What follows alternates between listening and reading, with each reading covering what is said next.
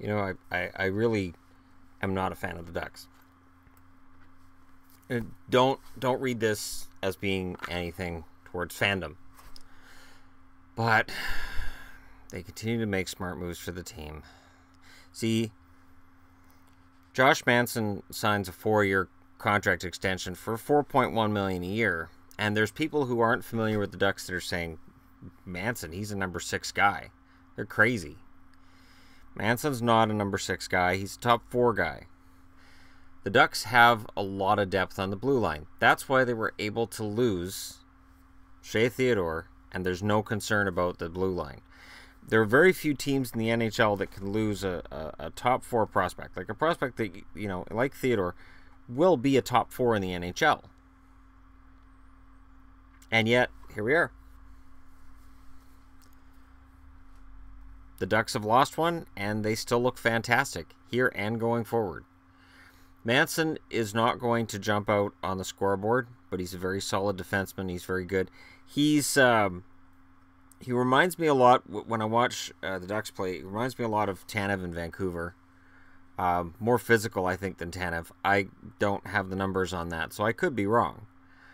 It wouldn't be the first time I'd underestimated Tanev if that's the case. But for Ducks fans, this is great.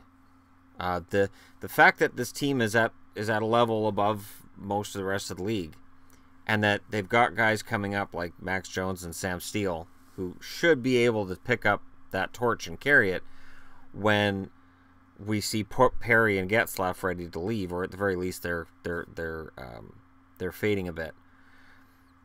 The blue line is solid top to bottom, and for me, the Ducks have done a good job in keeping everything relatively intact despite expansion, despite the fact that there are so many other teams that have had problems with the salary cap. The Ducks have been very smart. And this goes back for a number of years now. Of course, the ultimate question is, are they going to win the big one?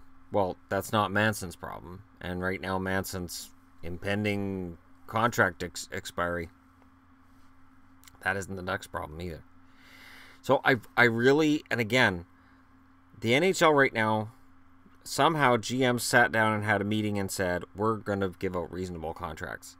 And I'm sure somewhere Glenn Sather's banging on the door saying, let me in there. And they're like, don't let him in here. We're only going to give out reasonable contracts to players. We're not going to give them too much money. Ignore Glenn. We're just going to give out reasonable contracts. And it is fun to watch as teams seem to learn their lessons. That, okay, X amount of money was given to that guy. He wasn't worth it. Let's try to be smart with our money. $4 million a year is smart on Josh Manson. And any Ducks fan will tell you that.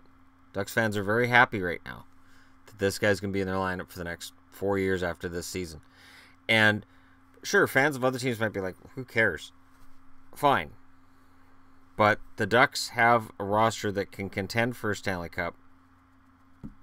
In my preseason predictions, I predicted that they would get to the finals. I haven't seen anything right now to make me think that I'm wrong. And this signing, again, shows that while I may really, really, really dislike the Ducks when I watch them on the ice, I can't fault them off the ice. And other than Perry and Kessler, I don't really have a problem with their players. Nick Ritchie's a bit of a... Anyways.